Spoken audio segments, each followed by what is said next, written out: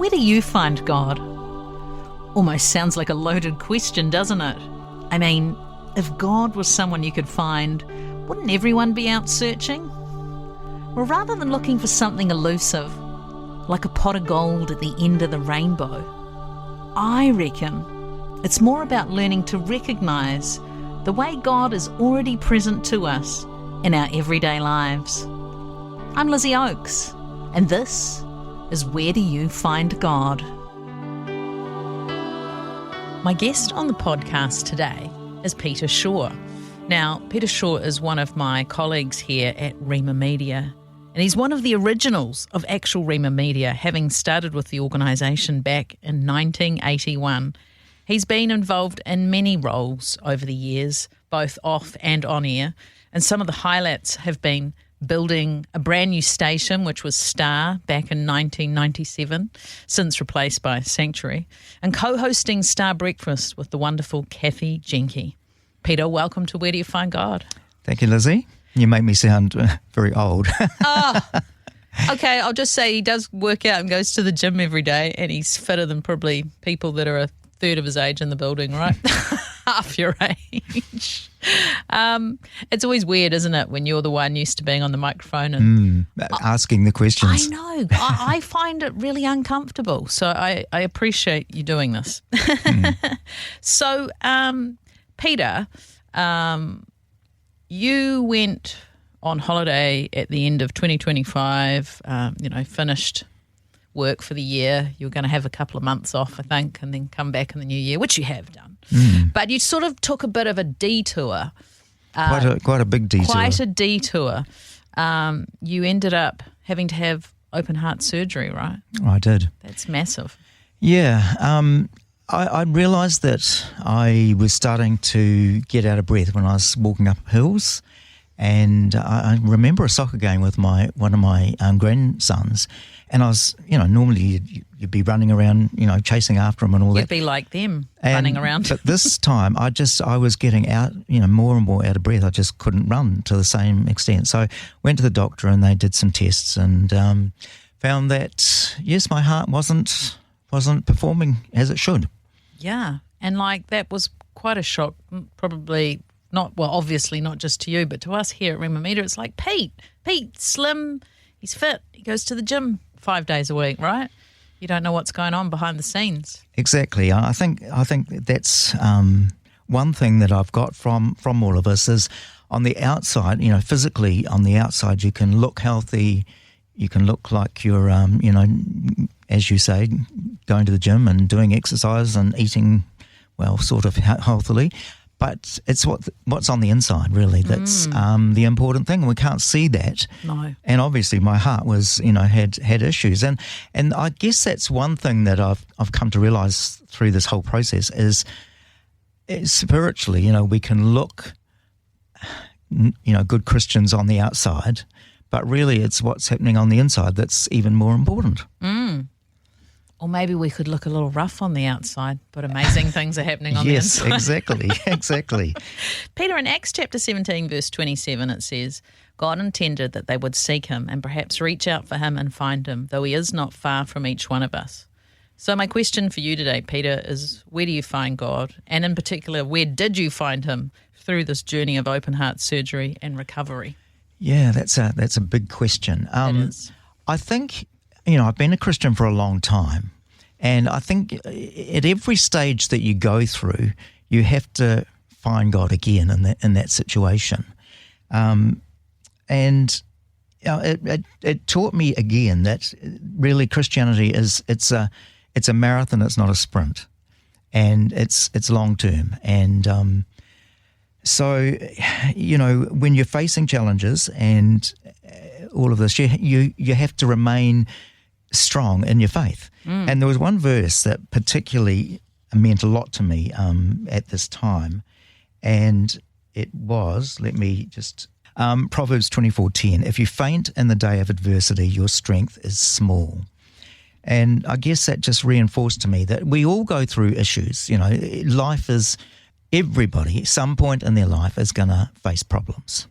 And it's how we deal with that and how we bring our Christian faith into that I guess is the important thing. Yeah. And I also, we all are going to, I'm getting older, and even though I might look... We're all getting older, Peter. We're all getting older, but, some of us are getting older than, or are older than others. And we tend to live in such a youth-focused society, but we're all going to die one day, and we've all got to sort of face up to that. And the Bible often says, Lord, teach me to number my days.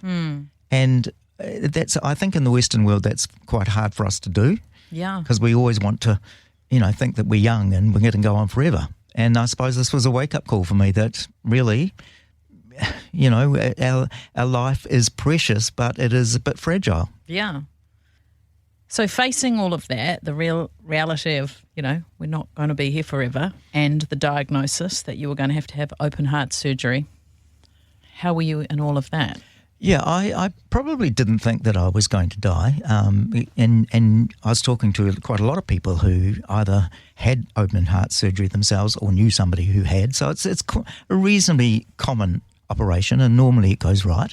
I think Alison was actually more worried than what I was, but the actual recovery from the operation was the hardest part that I found, and so the drugs and you've been in anaesthetic and all this sort of thing, and your mind is a little bit sort of funny. Topsy-turvy. Yeah. I couldn't even do a Sudoku. I tried to do that just, about a week after the operation, and my mind was I just couldn't concentrate. So that was, and also some of the healing, the pain from the healing. But on the site of the wound, yeah, is that what you mean? Yeah, your because chest? The chest actually healed up reasonably well, and it wasn't as painful as the leg. They had to take a vein out of the leg, and apparently there's more nerve endings in your leg, so you actually suffer more pain from that side of it, and it didn't heal as well. But anyway, but I think my mother always used to say that growing older wasn't for wimps.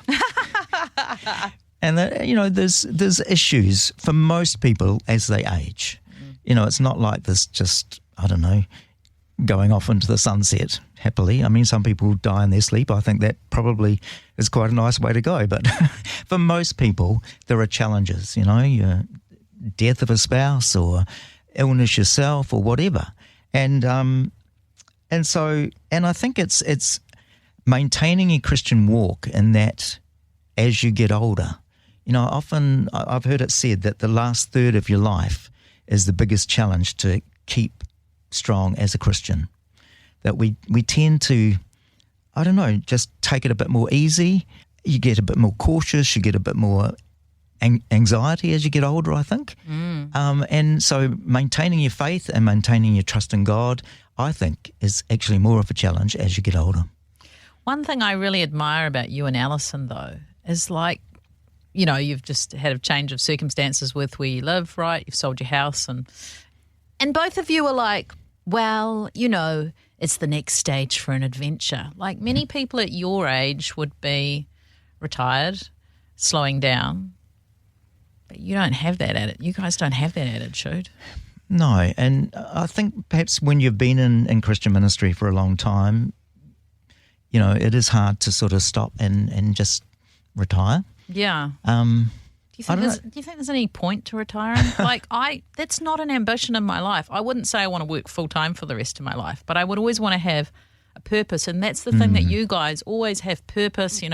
Other things that you guys are involved in the community, very outward looking in your focus. And I think that keeps you, in some ways, youthful and a reason to get up in the morning and get out of bed. And sometimes I look at some biblical characters. Caleb, for example, he's a bit of a hero of mine. He marched through the desert with all the Israelites for 40 years and kept his faith. And right at the end, when they finally went into the promised land, he said, "Give me that mountain. I've been promised it by God. Give it to me now," sort of thing. His faith was still strong even after everything that he'd been through. And how many years have you been in Christian ministry? I started in 81, so whatever that is, 40. You've been doing 45 or something. You've been doing your 40 years of. Well, it hasn't been in the desert. It hasn't. There've been ups and downs times, but overall, it's been great working in broadcasting. If we can go back to, as you said, finding God in recovery, you know, that's, you know, you were somebody who was used to being fit and getting out in the garden, going to the gym, and you really, you know, it was even difficult to sleep, wasn't it? Because you couldn't even sleep in positions because of, you know, your stitches or whatever on your heart, on your chest. On my sternum bone, Sternum. yeah. Yeah. So, yeah, I had to lie on my back, and that actually was an issue. And I still have to admit that my sleeping isn't back to what it was. I wake up and sort of 2 o'clock and I'm awake and struggle to go back to sleep. So, yeah, I'm still dealing with that. But in that uncertainty, really, like how long is this going to take and discomfort, where was God for you? How did you encounter God? I think I just realised that it's going to take time. You know, somebody said to me it's probably going to take a year for you to really fully recover. So, you know, you just be patient. And the other thing I think is somebody said to me, the healthier you are going into this operation, the easier it will be in the recovery. And that certainly, I think, was my case. So as I was going, you know, the month before going into the operation, I was still going to the gym and I was sort of thinking, you know, should I be doing this? Am I putting more pressure on my heart?